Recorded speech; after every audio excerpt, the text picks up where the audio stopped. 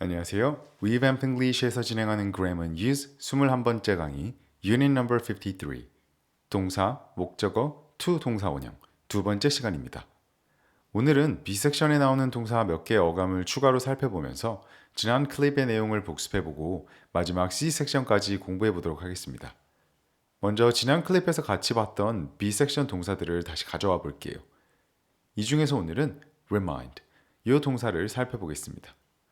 remind는 동사, 목적어, to 동사 원형 형태인 remind someone to 부정사 패턴과 remind someone of something 이렇게 두 가지 패턴을 갖는 동사인데요. 두 패턴의 의미는 꽤 다릅니다. 패턴 첫 번째, remind someone to 동사 원형으로 쓰게 되면 someone이 to 동사 원형 행동하는 것을 상기시켜 주어서 꼭 하도록 챙겨줄 때 쓰는 말이 됩니다. Could you remind me to give him a call in an hour? 내가 1시간 뒤에 걔한테 전화하게 이따 상기시켜 줄 수 있어? 이런 문맥에서 사용됩니다. 목적어의 me가 to 동사원형 행동을 하게 한다는 기본 컨셉은 동사, 목적어, to 동사원형 패턴을 사용하는 다른 동사들과 일맥상통하는 것을 확인할 수 있습니다. 반면 remind someone of something 패턴은 someone이 주어를 보니 something이 떠오른다는 의미로 쓰입니다. 다시 말해 주어가 목적어인 someone에게 something이 다시 생각나게 해준다는 거예요. 예를 들어 This song reminds me of my best friend from university. 이 노래를 들으니 나 대학교 때 가장 친했던 친구가 떠올라. 와 같이 목적어인 me가 주어인 this song을 보니 of 뒤에 나온 best friend가 떠오른다는 거예요. 뒤에 to 부정사가 오냐 of something이 오냐에 따라 전혀 다른 의미가 되죠. 꼭 두 가지의 차이점을 알고 remind 동사를 많이 활용해 보셨으면 좋겠어요. invite 동사도 한번 살펴볼게요. 기본적으로 invite라는 동사를 초대하다라는 의미로 암기를 많이 하셨을 텐데요. 초대하다라는 의미로 쓰이는 경우가 가장 많은 것은 사실입니다. 예를 들어 invite someone to 명사 패턴으로 쓰일 때는 거의 초대하다라는 뜻으로 쓰입니다. She's invited me to her wedding. 걔가 자기 결혼식에 날 초대했어. 이런 식으로요. 그래서 invite someone to 동사원형으로 쓰여도 어떤 행사나 약속 등에 오라고 이야기를 할 때 많이 사용이 되어 초대하다라는 어감이 어울릴 때가 많습니다. 예를 들어 They invited me to come over for drinks. 걔네가 나보고 술 한잔 하자고 자기 집으로 오라고 했어. 이런 문맥으로 말이죠. 그런데 invite 목적어 to 동사원형은 우리말 초대하다로 해석하면 매우 어색한 문맥이 되기도 하는데요. 왜냐하면 invite someone to 동사원형은 someone에게 동사원형 행동을 하라고 손짓하거나 이게 좋은 거야 라고 알려주는 뉘앙스를 포함하고 있습니다. She invited me to learn how to drive. 걔가 나한테 운전하는 법을 배우라고 했어 라는 의미를 가지고 있는데요.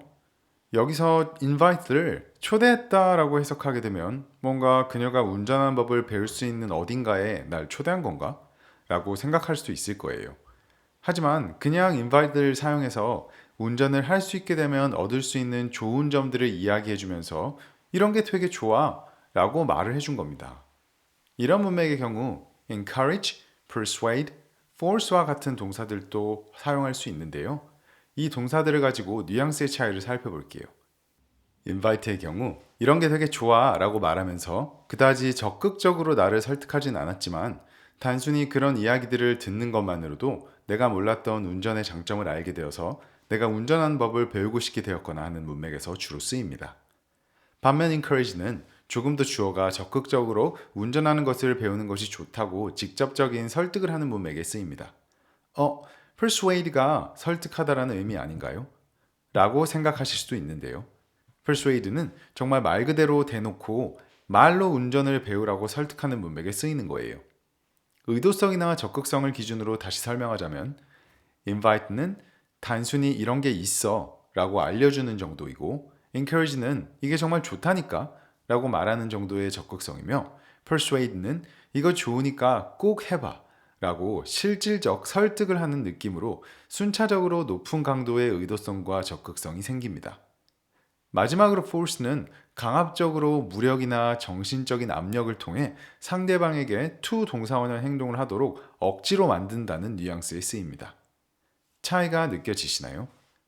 영어는 이런 식으로 미묘한 뉘앙스의 차이를 다양한 동사들의 같은 패턴을 이용해서 나타낼 수 있습니다. 그래서 해당 단어들을 선택해서 쓸 때는 문맥이나 상황들을 기억해서 쓰는 연습을 해보시면 자연스럽게 다양한 문맥과 상황에서 좀 더 다채로운 영어를 구사하실 수 있을 거예요. 마지막으로 get 동사를 살펴보도록 하겠습니다. get 동사는 정말 갖고 있는 의미가 많아 용이하게 사용할 수 있는 동사 중 하나인데요. get somebody to 동사원형 패턴으로 쓰일 때는 크게 두 가지 문맥에서 사용됩니다. 첫 번째, somebody가 to 동사원형 행동을 하도록 설득하는 경우. 두 번째는 주어가 somebody에게 어려운 일을 해달라고 부탁하는 문맥이 되겠습니다. I got my brother to do my homework for me. 나 내 동생한테 내 숙제를 대신 해달라고 했어. 해당 문맥에서 get 동사는 설득하다라는 의미를 가지며 동생에게 숙제를 대신 해달라고 주어가 설득해서 나 대신 숙제를 하게 만들었다는 의미입니다. 이때 get 동사는 persuade의 의미와 동일하지만 get 동사 자체가 굉장히 informal한 어감을 갖기 때문에 get을 설득하다라는 의미로 쓰면 informal하구나 라고 알고 계시면 되겠습니다. 두 번째, I didn't move the piano by myself. I got somebody to help me. 나 혼자서 피아노 옮긴 건 아니야. 누구한테 도와달라고 했어. 피아노처럼 무거운 것을 옮기는 일은 힘들고 어려운 일이기 때문에 도움을 청했으므로 힘든 일을 해달라고 부탁하는 문맥이 되는 거예요. B 섹션 하단 쪽을 보면 In these examples, the verb is passive. I was warned, we are allowed, and etc. 아래 예문에서 동사는 수동태로 쓰인 것입니다. 라고 설명하고 있습니다. 이게 무슨 말이냐? 주어, 동사, somebody, to 동사원형 패턴의 목적어 somebody를 주어로 써서 somebody, 비동사, 동사의 pp, to 부정사 형태로 쓸 수 있다는 겁니다. 이렇게 영어에서 목적어를 주어로 옮겨서 쓰는 문장을 수동태라고 부르는데요. 수동태는 아직 우리가 함께 다루지 않은 부분이라 나중에 수동태를 공부할 때 다시 한번 살펴보고 오늘은 주어 더하기 동사 더하기 somebody to 동사원형 패턴에서 목적어를 주어로 바꿔서도 문장을 만들 수 있구나 정도만 이해해 주시면 좋을 것 같아요. 마지막 C 섹션에서는 make 동사와 let 동사에 대해 설명하고 있는데요. We say make somebody do something, let somebody do something without to. make와 let 동사는 to를 쓰지 않고 목적어 뒤에 바로 동사 원형을 씁니다. 이 동사들은 우리나라 문법에서 사역동사라고 부르는 녀석들인데요. 설명에서와 같이 make와 let 동사는 to 없이 동사, 목적어, 동사 원형으로 쓸 수 있어요. 먼저 make는 somebody가 동사 원형을 하고 싶지 않은데 주어가 억지로 시키는 의미를 품고 있어요. I made him promise that he wouldn't tell anybody what happened. 걔가 아무한테도 어떤 일이 일어났는지 말하지 않겠다고 약속하도록 만들었어. 즉, 걔는 그런 약속을 하고 싶지 않았지만 내가 억지로 시키게 되었다는 의미가 됩니다.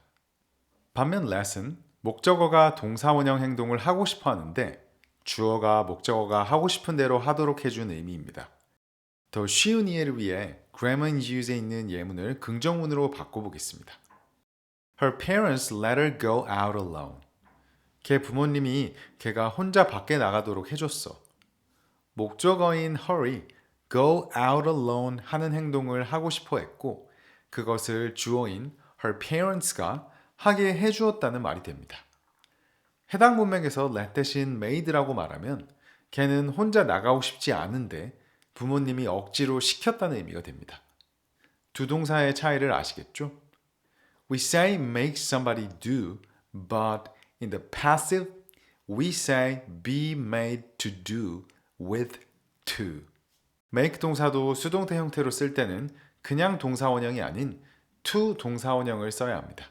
아까 B 섹션에서 배운 수동태 이야기인데요. make 동사를 쓰는 문장을 수동태로 만들면 꼭 to를 써야 한다는 거예요. We were made to wait for 2 hours. 우리한테 2시간을 기다리라고 했어.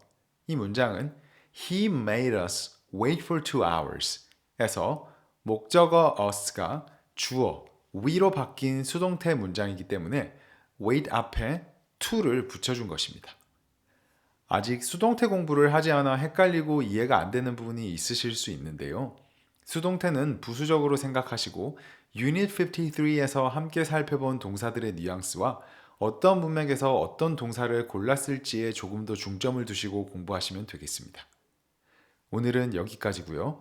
다음 클립에서 유닛 54로 만나 뵙도록 하겠습니다.